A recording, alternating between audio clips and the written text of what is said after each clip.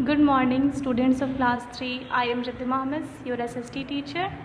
ये आपका चैप्टर 1 का क्रैश कोर्स वीडियो है। क्रैश कोर्स मतलब जो चैप्टर 1 में जो बहुत ज़्यादा इम्पॉर्टेंट पॉइंट्स थे जो आपको लर्न होने बहुत ज़्यादा ज़रूरी थे, वो सारे इम्पॉर्टेंट पॉइंट्स इस वीडियो में मैं आपको दोबारा से बता रही हूँ। आप उसको रिवाइज़ कर लीजिए, लर्न कर लीजिए और कुछ इम्पॉर्टेंट क्वेश्चंस भी लास्ट में मैं आपको बताऊँगी जो आप लर्न कर लीजिएगा। ठीक है, आप चाहे तो ये सारा जो भी इम्पोर्टेंट पॉइंट्स है वो अपने कॉपी में अच्छी हैंड राइटिंग में नोट डाउन भी कर सकते हैं।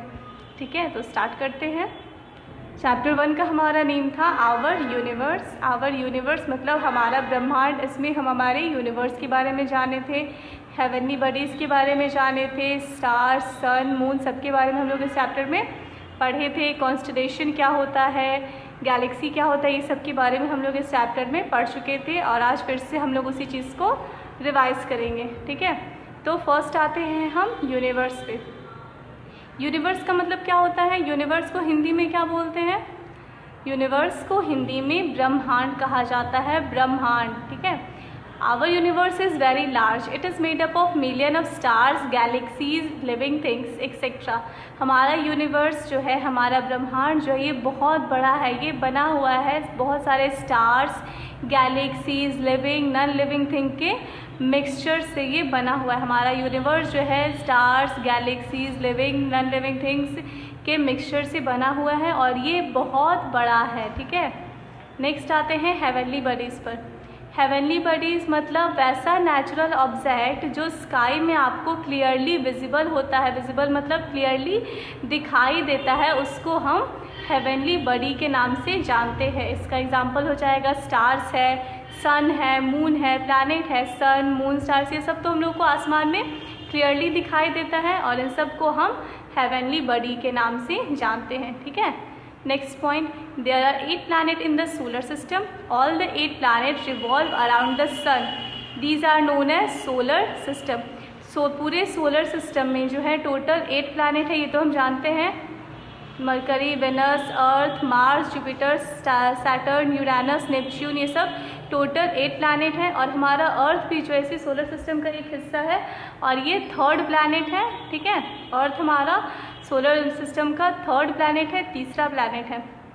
ठीक है, तो जो भी ये सारे जो 8 प्लैनेट्स का नेम मैंने बताया आपको, Mercury, Venus, Earth, Mars, Jupiter, Saturn, Uranus, Neptune, ये जो भी 8 प्लैनेट्स हैं, ये सारे प्लैनेट्स जो है सन के चारों ओर रिवॉल्व करते हैं, मतलब सन के चारों ओर चक्कर लगाते हैं। ये जिस सर्कल में, एक सर्कल में ये चक्कर लगाते हैं, जिस सर्कल में ये चक्कर लगाते हैं उसको हम ऑर्बिट कहते हैं, उसको ऑर्बिट कहा जाता है। सारे प्लैनेट जो है अपने अपने ऑर्बिट में ही सन के चारों ओर रिवॉल्व करते हैं। ये सारे जो भी 8 प्लैनेट हैं, ये सन की एक पूरी फैमिली है, उसका पूरा एक परिवार है और इस पूरे फैमिली को जो है सोलर सिस्टम के नाम से जाना जाता है। ठीक है, समझ गए? नेक्स्ट है sun. Sun is also a star in the solar system, it provides heat and light. Sun जो है ये भी सोलर सिस्टम का एक स्टार है। ठीक है, और इससे हमें हीट एंड लाइट ये हमें प्रोवाइड करता है।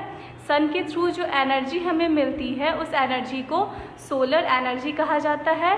सोलर एनर्जी का यूज़ जो है आपका लाइट, इलेक्ट्रिसिटी जनरेट करने में किया जाता है, खाना बनाने में भी इसका यूज़ करते हैं, बाइक वगैरह रन करने में भी सोलर एनर्जी का यूज़ किया जाता है। गांव वगैरह में जहाँ पे प्रॉपर लाइट फैसिलिटीज़ अवेलेबल नहीं होती है, वहाँ पे इलेक्ट्रिसिटी जो है सोलर एनर्जी के थ्रू ही जनरेट की जाती है। कहीं के पे आप देखे होंगे मे बी कि गांव के छतों पर जो है सोलर प्लेट एक लगाया होता है, उस सोलर प्लेट पर जो है सन की रेस से वो सोलर प्लेट चार्ज होता है और उसके थ्रू जो है लाइट्स वगैरह चलती है। ठीक है, ऑपरेट होती है। ठीक है,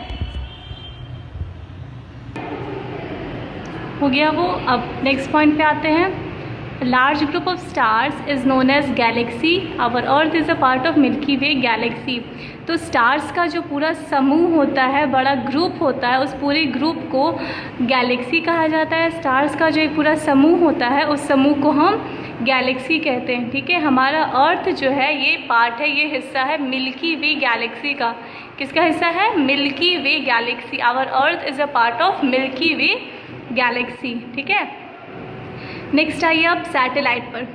satellite is an object which revolve around the other planet. Satellite वो ऑब्जेक्ट है, वैसा ऑब्जेक्ट है जो दूसरे प्लैनेट के चारों तरफ रिवॉल्व करता है, घूमता है, ठीक है। सैटेलाइट भी दो टाइप का होता है, एक होता है आर्टिफिशियल सैटेलाइट और दूसरा होता है नेचुरल सैटेलाइट।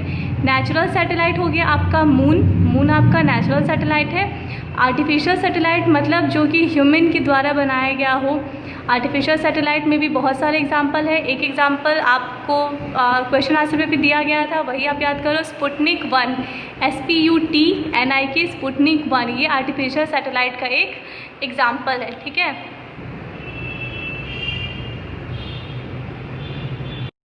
नेक्स्ट आइए, group of stars that form a pattern on the sky is known as constellation. Stars का जो ग्रुप स्काई में, आसमान में कोई भी एक पैटर्न बनाता है एनिमल्स वगैरह का, उस पैटर्न को, किसी भी टाइप का जो पैटर्न बनाता है उस पैटर्न को कॉन्स्टेलेशन कहते हैं। स्टार का एक समूह जो स्काई में, आसमान में कोई किसी एनिमल का, फ्लावर का पैटर्न जो बनाता है, शेप जो बनाता है, उसको हम कॉन्स्टेलेशन कहते हैं। इसका एग्जाम्पल हो जाएगा उर्सा मेजर, ग्रेट बियर, लियो, ये सारा जो है कॉन्स्टेलेशन का एग्जाम्पल है। मतलब स्टार्स जब कोई पैटर्न बनाता है स्काई में, उस पैटर्न, उसको हम कॉन्स्टेलेशन कहते हैं, ठीक है। हो गया।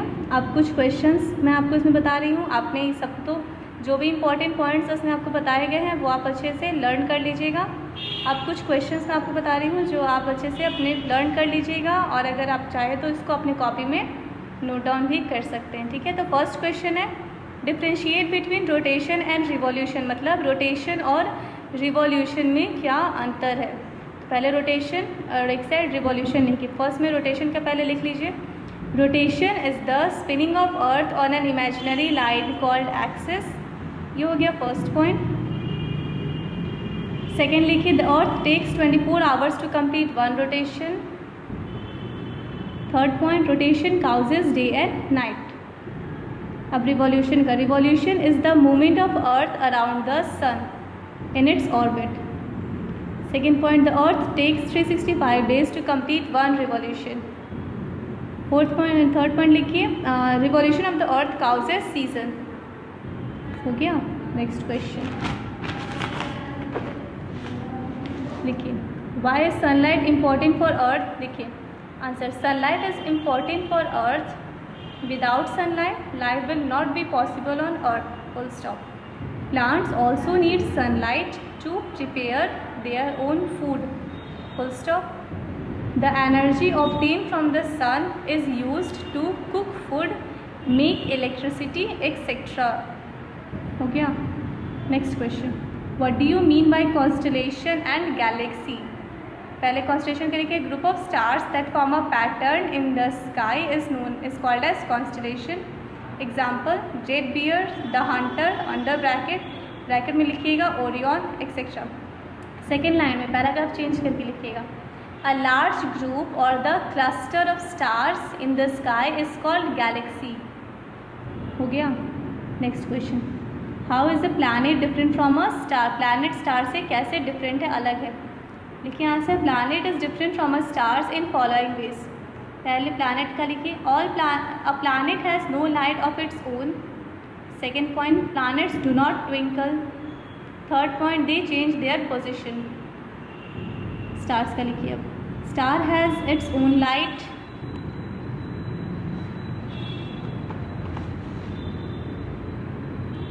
Stars twinkles at night, second point है ये।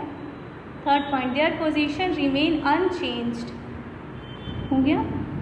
Last question, what do you mean bye solar energy. Answer लिखिए, the energy obtain from the sun is called solar energy. हो गया। ठीक है, तो इसमें जो भी इम्पॉर्टेंट पॉइंट्स या जो भी क्वेश्चंस इसमें आपको मैंने बताया है वो क्वेश्चन आप अच्छे से लर्न कर लीजिएगा। अगर लर्न किया है तो एक बार और अच्छे से उसको रिवाइज कर लीजिएगा, ठीक है। Thank you.